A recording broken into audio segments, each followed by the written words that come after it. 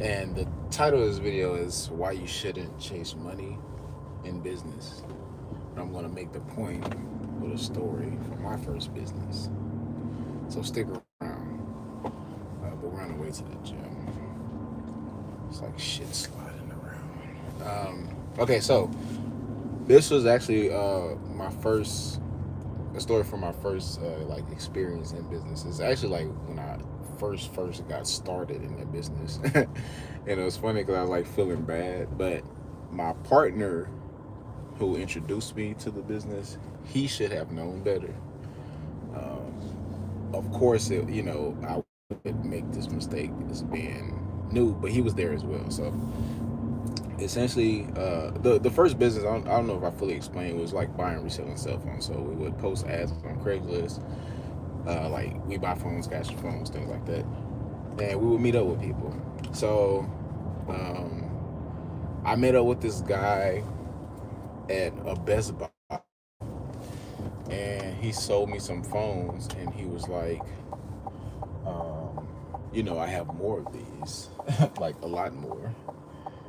And of course, we're in the business of buying phones, so it sounded really good. So I'm like, yeah, sure. So I told my partner or whatever, because I typically would start the day with about like $3,000 cash. Like that was my spend for the day. But I think this guy said he had like $10,000 in phones. So told my partner, and we all met up. So maybe like 2 or 3 days later, we met up in like this apartment complex. Now, the guy that we were meeting, who had the phones, he was Turkish. Good morning, good morning. He was Turkish, and my partner's Turkish, and they're also Muslim. So this is what allowed my partner to let his guard down. I don't want to turn here. Let his guard down and essentially go against his own rules of conducting business. Which was number one rule is you never show cash before merchandise ever, ever.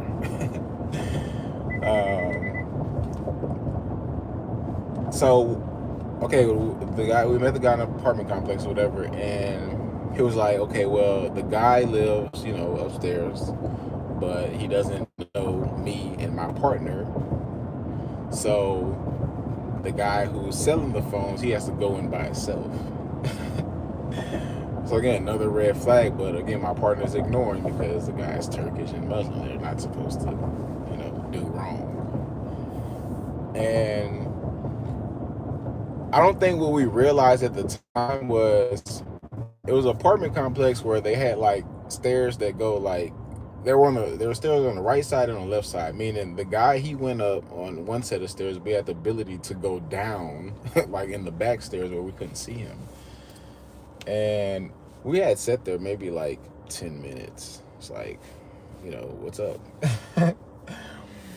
And maybe after 15 minutes, we like I guess went to investigate. Then we realized that there were some back stairs, and essentially what had happened was the guy went up this front stairs, then went down the back stairs, and just ran off with the money.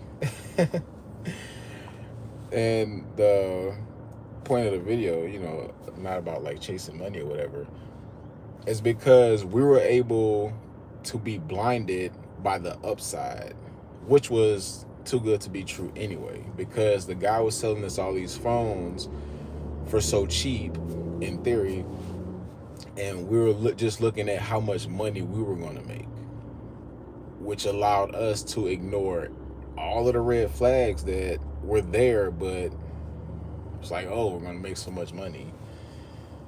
And this happened in it was like Arlington. Arlington's like small, especially if you're like Turkish. It's a small city. So my partner, he became like obsessed. Long story short, by the end of by the end of the night, we pretty much found out where the guy was. But I don't even know what was the point, because my partner, he wasn't like on that type of timing as far as like doing something about it. But he just became obsessed with like finding out who the guy was. And we found him by the end of the night, but he wasn't trying to do anything. So I don't even know what happened. I think maybe he told the police, but like, I don't know. The police can't even do anything about stuff like that. But that was my first lesson in business and about chasing money, especially deals that seem too good to be true, or even, you know, with Agro Salons, it may be situations where I may think about doing something for the money, but I know that in the long term, it's just not going to be a good situation. And some of you may, you know, do that as well. Even like in e-commerce, we did the same thing when we started our hair brand. So you can apply this to any business, any industry, any niche. I remember getting orders in our e-commerce store, and it would be situations where, matter of fact, it was just one time, a girl, she ordered some hair and she left the A. Like, imagine your address is like 123 Main Street, apartment 1A.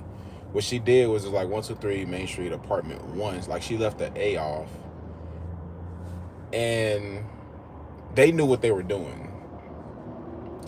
So her shipping address was like without the A, but her billing address was with the A. And just that little slight error, as far as Shopify is concerned, they will grant the chargeback into the favor of the buyer.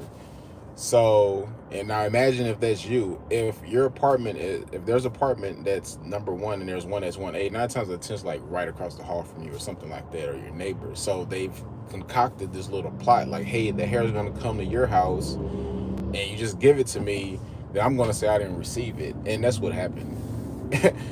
And I knew better, but it was a large order, and I'm like, oh well, that's kind of insignificant, because, you know, it's just an A. Maybe it was actually a typo, but they actually like planned it out. So in those situations with the chargeback, you lose the hair and you lose the money. So it's like you're out 2x. Again, chasing money, chasing like small victory. So hopefully this helps somebody if y'all in that situation where it's like, you know, opportunities pop up and it may be too good to be true. Now, there are sometimes you get lucky. There are like one situation where this was one of the situations that I had to be most skeptical about, because it was way too good to be true. Way too good. But it turned out to be like a real thing. So I don't want to say, you know, like block yourself from taking advantage of good opportunities, but just have, like, you know, do your due diligence, have better discernment, things of that nature. Because again, that same opportunity actually turned out to be like my most money making opportunity within the cell phone business. But every time I would meet this phone, like, I was skeptical every time, even though he had did like good business as long as I've known him. I was always skeptical, because, and this was kind of what I was saying yesterday about like why I didn't like that business. It's like, people are weird. Like, they would do business with you like good for like 2 months, then month 3 they'll like try to rob you or some shit. It's like you can't be in the business like that. That's why I say, if anything, it was more of a hustle than like a real business. It was just like too up, too down, too risky, like no protection. So I see we have 5 people here. I don't know how accurate that is, but if y'all have any questions, please throw them in the chat. But I just want to share that quick story. We were on our way to the gym. It was like 8:40. 43. Hopefully get us a few games of pickleball in. Then I got a lot of work that I skipped out on. What's today, Wednesday? Yeah, pretty much skipped out on all my work for Monday and Tuesday. Because I was tired as hell. Handmade. Also, if you're watching live, please like the stream, share it if you found this valuable. Left lane blocked ahead. But I'll attempt to keep this on until I get to the gym. Hopefully y'all send me some questions so I can provide y'all with even more value. But stay away from those shiny objects. But yeah, I have a ton of stories. I don't know how to, I guess, connect them to this current situation. Because, you know, most of us do business online. Man, it's not really a lot of risk. But I don't know. I'll figure it out. But yeah, that definitely was not the last time we dealt with a situation like that. And it was the same reasoning. Like the next time that happened was like some years later. The scenario was a little bit different, but it was same underlying like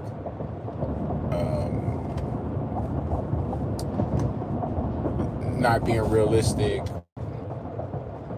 ignoring red flags over money, like chasing money.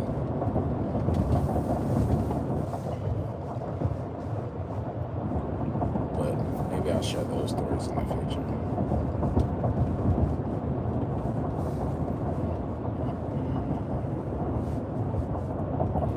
Well, see, now we have 2 people watching live. Any questions?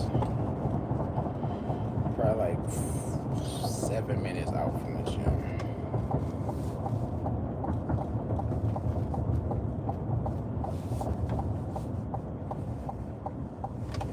Oh man.